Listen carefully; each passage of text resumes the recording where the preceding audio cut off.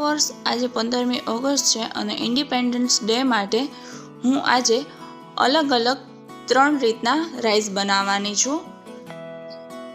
એક બાઉલમાં 2 કપ બાસમતી ચોખા લઈ લેવાના છે અને ચોખા છે તે બને ત્યાં સુધી જૂના વાપરવા, જેથી કરી રાઈસ બનાવતી વખતે રાઈસ છે તે સારા એવા છૂટા બનશે।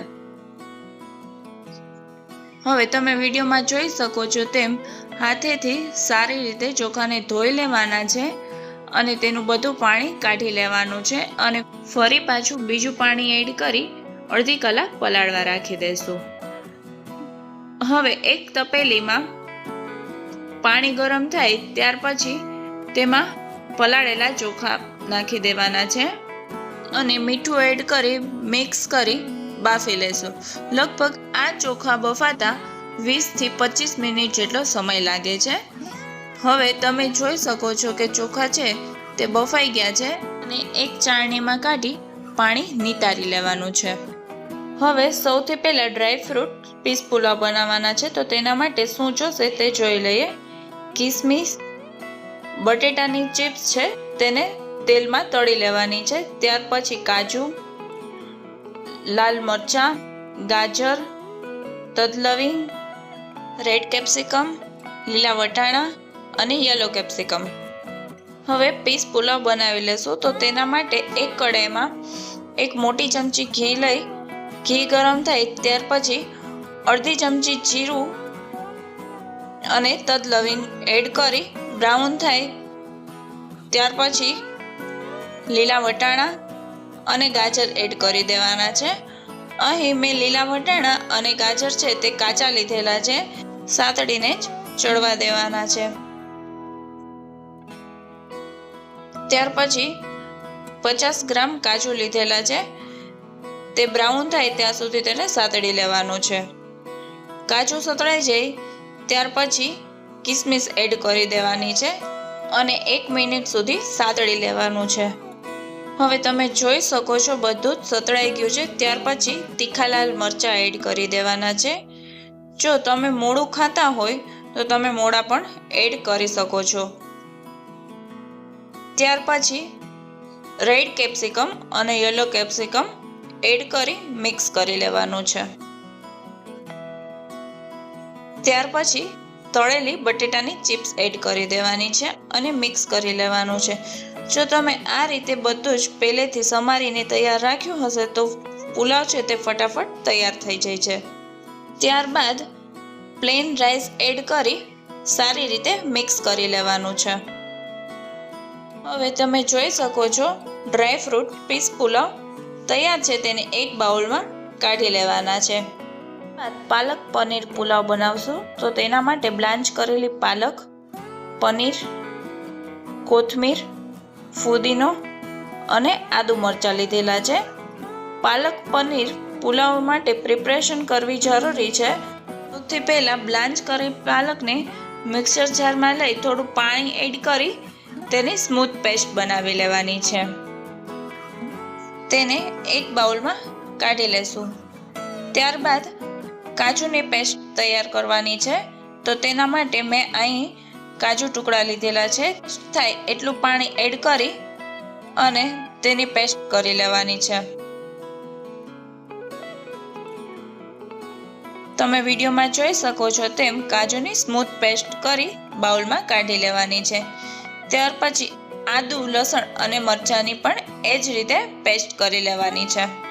મિક્સર જારમાં 1 કપ ફુદીનો અને 1 કપ કોથમીર લઈ થોડું પાણી એડ કરી તેની પણ પેસ્ટ બનાવી લેવાની છે। મિશ્રણ થઈ ગઈ છે તો પાલક પુલાવ બનાવવા માટે એક કઢાઈમાં 2 ચમચી તેલ અને 1 મોટી ચમચી ઘી એડ કરી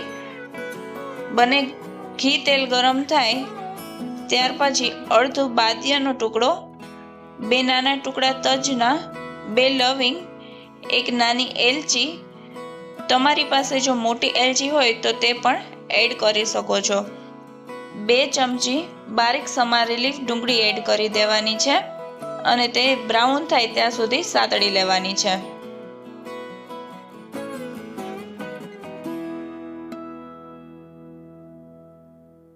ત્યારબાદ આદુ લસણ મરચાંની પેસ્ટ એડ કરી દેવાની છે. તે 2 થી 3 મિનિટ સુધી સાતળી લેવાની છે. હવે તમે જોઈ શકો છો કે બધું જ સતળાઈ ગયું છે. ત્યારબાદ કાજુની પેસ્ટ બનાવી હતી તે એડ કરી મિક્સ કરી લેવાનું છે.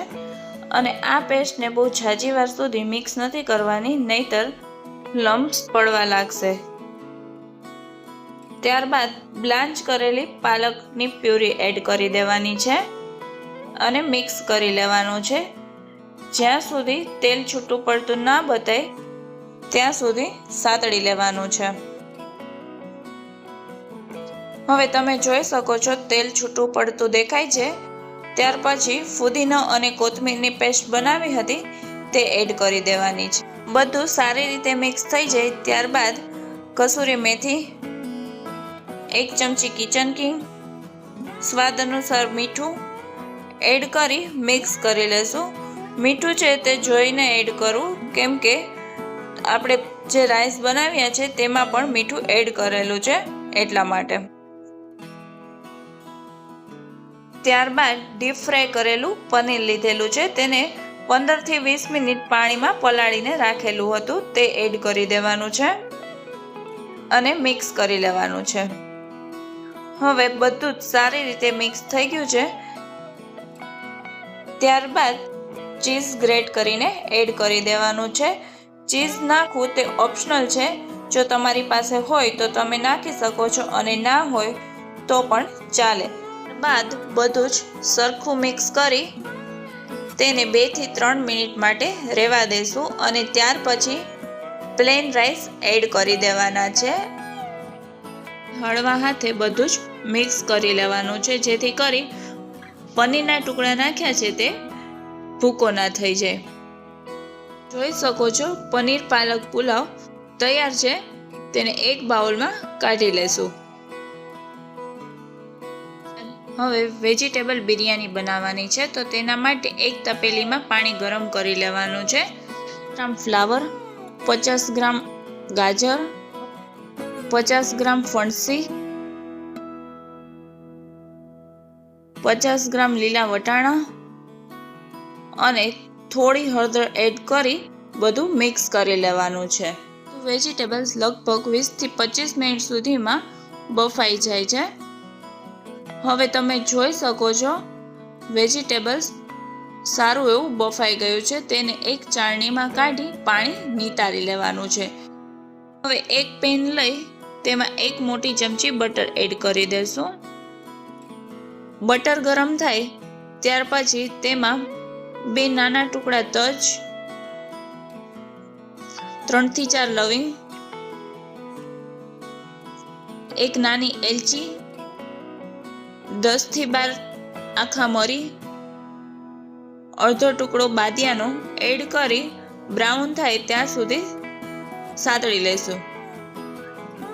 ત્યારબાદ અડધી ચમચી જીરું,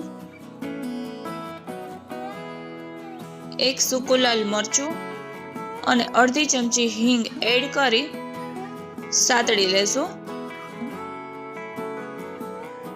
ત્યાર પછી આદુ લસણ મરચાંની પેસ્ટ એડ કરી દેવાની છે અને તે બ્રાઉન થાય ત્યાં સુધી તેને સાતળી લેવાની છે. હવે તમે જોઈ શકો છો પેસ્ટ છે તે બ્રાઉન થઈ ગઈ છે. ત્યારબાદ બારીક સમારેલી ડુંગળી એડ કરી દેવાની છે. તેને પણ બ્રાઉન થાય ત્યાં સુધી સાતળી લેવાની છે. ડુંગળી બ્રાઉન થઈ જાય ત્યારબાદ બારીક સમારેલા ટમેટા એડ કરી દેવાના છે અને ટમેટા ગળે ત્યાં સુધી મિક્સ કરતું રહેવાનું છે.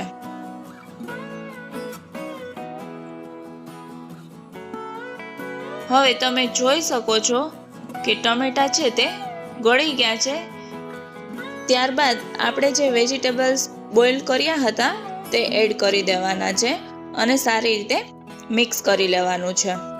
હવે બધું જ સરસ મિક્સ થઈ ગયું છે, તો મસાલા કરી લઈએ. હળદર, સ્વાદ અનુસાર મીઠું, 2 ચમચી બિરયાની મસાલો, હાથેથી ક્રશ કરી કસૂરી મેથી એડ કરી દેવાની છે અને ફરી મિક્સ કરી લેવાનું છે. ત્યારબાદ પ્લેન રાઈસ અને બારીક સમારેલ કોથમીર એડ કરી બધું જ સારી રીતે મિક્સ કરી લેવાનું છે.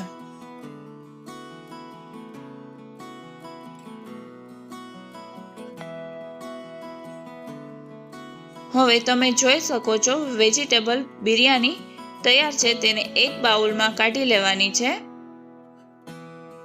હવે ત્રિરંગા રાઈસ બનાવવાના છે, માટે અહીં મેં 3 સર્વિંગ બાઉલ લીધેલા છે. તેમાં સૌથી પહેલા વેજ બિરયાની સર્વ કરીશું. ત્યાર પછી ડ્રાય ફ્રૂટ પીસ પુલાવ સર્વ કરીશું. ત્યાર પછી પાલક પનીર પુલાવ સર્વ કરીશું. વેજ બિરયાનીને તળેલી ડુંગળી અને તળેલી પાલકથી ગાર્નિશ કરીશું.